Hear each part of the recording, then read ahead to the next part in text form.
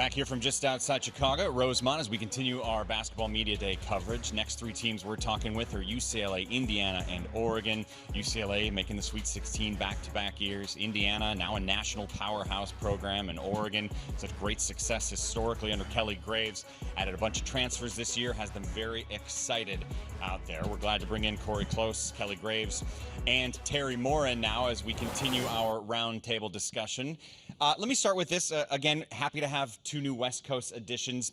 How have you noticed your programs changing now that you are officially members of the Big Ten? Go ahead. Well, I don't think it's changed a whole lot. When you get to be my age, you kind of keep things pretty much the same. But I'm actually really excited. At first you have mixed emotions, but once I had a chance to really dive in, see the new schools, the new coaches. By the way, great coaching league. Mm-hmm. Yeah. How about that Indiana coach, by the way? Wow, one of the best I've ever seen. Mm-hmm. But no, I think it's just the opportunity to go to see new places and see new programs and play against new people. I think is really exciting. So, I don't think it's changed me much, but it's kind of rejuvenated me a little bit. Yeah, I think it's just the bottom line is if you want to play in the best, you want to be led by the best and be a part of a group that's going to push you every single day. And I think the leadership of the entire Big Ten has been really impressive to me. Actually, Kelly and I were talking at the coaches meeting just how impressed we were with the leadership and vision, especially in these crazy changing times. I just feel really secure to know that I'm stepping into the best league in the country. Have you noticed a change, Teri, in terms of recruiting, that now it is literally a national conference? Oh, there's no doubt about it. It's the competition now, right, with recruiting and going up against some of the very best, in the country has made it even more challenging, I think, for everybody. But, we're excited. The league, the Big Ten was already really a good league, and just with the addition of these four, it's even that much better. And we're excited now that we can talk about expanding, right, and going west, and being able to talk to recruits also. Well, even though you're from that part of the country, there's an opportunity maybe to come to the Midwest, but also go back, right, where some of your family and friends are, and be able to play in front of them as well. So, we're excited with the addition of the four really, really great, teams. The schedule this year with 18 teams will be 18 conference games for each squad, which means 16 you will play once, and one team you will end up playing twice. Early thoughts on that schedule? I think it's the only way you could do it. I think this first year, I think it's definitely the best road to take. I think there's going to be some of it where we're just going to have to feel it out this first year. But I love that, it's going to be, everybody's going to be pretty much balanced. And so I haven't been a part of a balanced schedule like that for many years. And so, and then for playing your rival twice, I think it's going to be a really good situation, and I'm excited to do it. I think Cori hit it on the head with the balanced schedule. For the longest time, and I've been in this league, for a little while. Yeah, a little while, and that was always the source of concern, right? Was not playing a balanced schedule, and so I think that it's such an incredibly difficult challenge, for the Big Ten to put together a schedule. But I think as Cori said, I think this is the best way to do it right now. Well, one of the things that is interesting as a coach is the ability to make adjustments, and so when you play a team twice, you can that's kind of fun. It's a fun challenge, and we just don't get that opportunity. By the way, the two LAs playing each other twice is going to be great for the conference, great for women's basketball in general. I mean, I've seen those two programs up close for a long time, and what they have going is pretty special. But I think it's great. That's a lot of different teams that we get to play, a lot of different styles, and so it will be challenging as a coach for sure. We could have a home and home. We'll just make it like a 34-game conference schedule. Tony Petiti, you okay with that? We'll just, they're all on board. Actually, I wouldn't be opposed to that because it's hard to get people to come to Eugene. Yeah. We're way out there in the middle, kind of nowhere. That being said, you bring me to my next point, which is one of the themes with women's college basketball is how the casual fan has started gobbling up this sport. You've all been coaching for a while now, and there has long been a core of wonderful women's college basketball fans. But sometimes in certain places, those casual fans on the perimeter just weren't there. What is it like with all three of your history in the sport to be seeing the way that those casual fans are not only coming, but they're staying and they're bringing friends? Right. Well, for me, you know, I'm obviously older and have watched, you know, this great game evolve, and so I tell our kids all the time what a great time it is to be a female in sport, but particularly in women's basketball right now with the popularity and all the people, the crowds, the fans that are coming out to watch us play and stay and keep coming back, and so.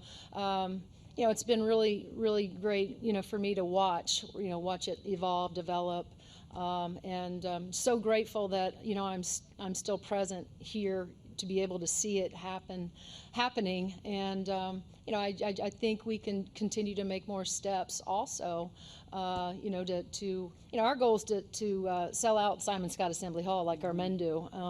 That's one of our goals, and you know, some might say that'll never happen, but I'm the optimistic one. The glass is always right half full for me. I think we can get it done. Mm-hmm. Yeah, you know, just I started my coaching journey back in the 80s, and to see the difference in athleticism and skill and excitement has been tremendous. I mean, it's incredible, and especially with the last few years in the Big Ten, the way the crowds have come out. That's what I'm really looking forward to. There are some venues in our older conference that, you know, just quite frankly didn't draw that well at times. And now to know that you're going to go into most arenas and it's going to be full, avid fans, you know, who are really into it, I think is going to be pretty fun. And again, to see, you know, what our counterparts down there in LA have done. And there were times, right? Oh, it's tough. And not too many years ago where it was tough to draw. Fans, you'd go down there and you'd know pretty much everybody in the stands. Now you can't get a seat, and so I think it's just, you know, we're riding the crest of a really big wave, and I think we need to keep that going. Yeah, that's well said. Yeah, I've been coaching 31 years. I've actually been in both of their arenas to play them when it was packed, and now to have that be a part of the Big Ten Conference family is spectacular. At UCLA, we had our first sellout since 1978, and so over 13,000 people, and we are expecting 3 to 4 of those this year. And to just be a part of the progression, it's really not about any of us. It's about being a part of something in a growth curve that's bigger than any of us. But for me, just watching it is like, okay, this is going to go long past. And I think you hit it great in terms of the casual fan. It's the person that has always watched from afar and now they're jumping in. And I think we're getting more and more of that. And I think we're just scratching the surface. Have any of you had to have a conversation with your players of like, this isn't normal. This is not what we had when we started out. Like, I hope you're appreciating having this kind of attention in these fans. I want them to think it is normal. I want that to be their standard. So I want them to have great humility and gratitude. So I do think there's a part of understanding the history of that. But at the same time, I want them to think this is a baseline expectation, and we just want to see it grow from here. I agree with Cori, but I try to remind our kids always, especially after the game, to take that moment, right, and just look around at all the people that are there to support them and, you know, be in Simon Scott Assembly Hall on that Saturday afternoon. It's because it is incredible, right, and I want them to take those moments and remember those moments, what that feels like, and so completely want it to be the standard, but I also want them to be in the present moment and have a tremendous amount of gratitude for the fans that come out and support us. Well, and I'm excited for the rest of the Big Ten to see what a great venue Matthew Knight Arena is. We have avid fans. They've you know, we've had great fan support for a long, long time. They understand basketball, and it can get really loud in there. So, you know, again, I'm as much as I'm excited to go to other venues, I'm really excited to see fans come and enjoy Eugene. New floor is super cool too. It is Different pretty shade, cool. The ducks migrating. Yeah. Cool. Fewer trees. You know, we had Yes. so many trees on the old floor. We had a lot of freshmen that got lost in them trees. On the defensive end, a lot. So, yeah, the new floor is spectacular. Give me something that each of you are excited about, specifically when it comes to your team, whether it's a new player or a development of something or a venue you're going to visit this year. Let me start down there with you, Cori. Something that you can't wait to have happen this year. Well, I think two things. One is our depth and versatility is spectacular. It's the most talent, but also the most with different ways we can play of any team I've ever coached, which is really fun. But it's hard to pass up on. We opened the year in Paris playing, Louisville, to be one of the first college basketball games, men or women, to be played on ESPN in Paris. What a dream! So I'm very excited to experience that. Well, for me, we've had a couple of down years by our standards. There was a time we were one of the best programs in the country, and I think with the new influx of transfers, a couple of really nice freshmen, and just a little bit, some of our bodies back healthy this year, I think we have a chance to be a really good basketball team, and that's one of my goals, is to kind of get us back to where we've been in the landscape of women's basketball, and I think this is the kind of team that can do that. And like Cori, I think we've got good depth. We finally have some really good experience, and we have a lot of versatility as well, especially at the guard line. We've just got a lot of depth at the guards, and and I've been around college basketball and coached some of the best guards in the world. You got to have good guard play, so I'm excited about that. Well, I'm once again excited about our team, some experience, some veterans, but then just the development of those younger kids, that have been waiting for opportunities, and the work they did over the summer, and, just being in practice with them right now. Once again, like I said, they're the best part of Indiana. And just to work with them every day and get excited about working with them every day. I think the sky's a limit for this group. We've had to play differently, with the graduation of Mackenzie Holmes and Sarah Scalia, and so that has made us become better coaches. We've had to go back and study and look at our personnel and really dive into playing differently than we have the last, probably 4 or 5 years when we had Mackenzie on the inside. So, that's something I'm excited about. And then, I've been to Oregon, been to UCLA, have never been to USC. We're not doing that this year, but we are going to Washington, and have never been to Washington, so looking forward to that trip. You all have taken advantage of the transfer portal in various different ways because that is the norm. That is the reality of the sport. I'm curious something you've learned about the transfer portal in the last few years. Give me an idea of something, the way you choose to attack it, or maybe has it changed now than it did 2 or 3 years ago for you?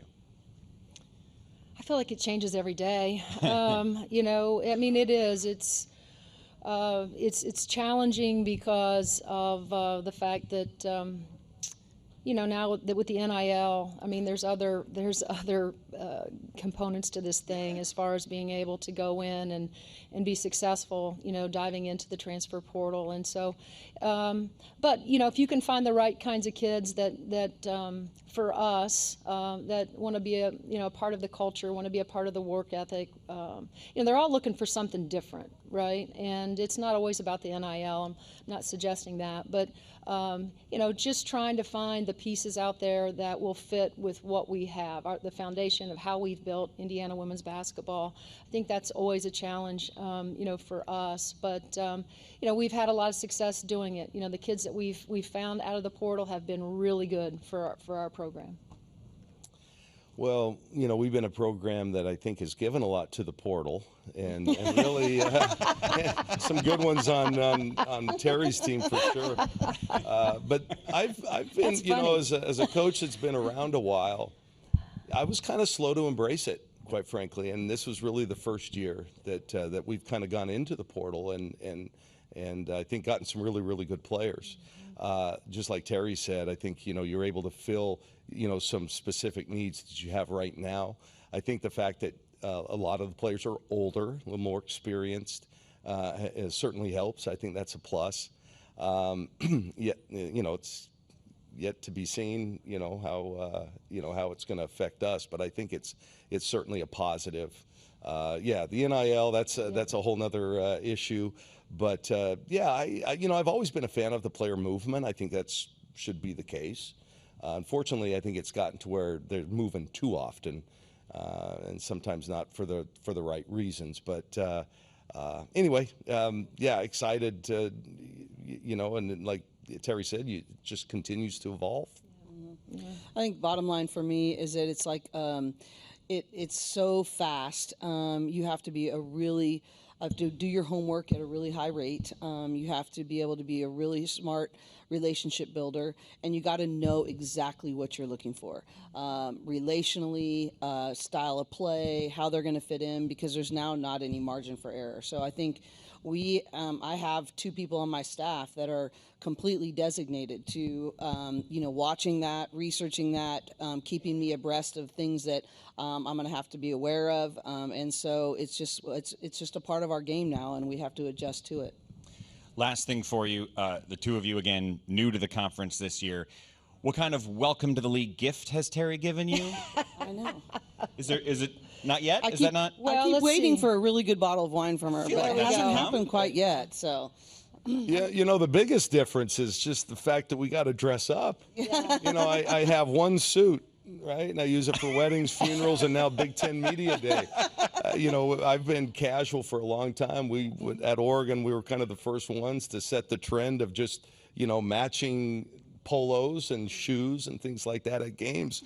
So it's a little uncomfortable. Yeah. So this has been my welcome to the Big Ten. Well, my plan is when they come to Bloomington just to give them some really great recommendations on where to eat. There you go. And there's a lot in Bloomington. That so counts. And I would not trust you, Coach. I would not eat there. But to say that again, once again, we're so grateful that Oregon and UCLA and USC and Washington have become part of our Big Ten family. Again, great coaches, great players. It's iron sharpens iron. They're just going to make us all so much better. And I think the goal for our league is somebody needs to win a national championship. It's been too long since a team in the Big has been able to do that. And so I'm hoping that this might be the year that the Big finally wins a national championship. Teri, Kelly, Cori, thank you for your time. Best of luck this season. Looking forward to covering you. Thanks so much for having us.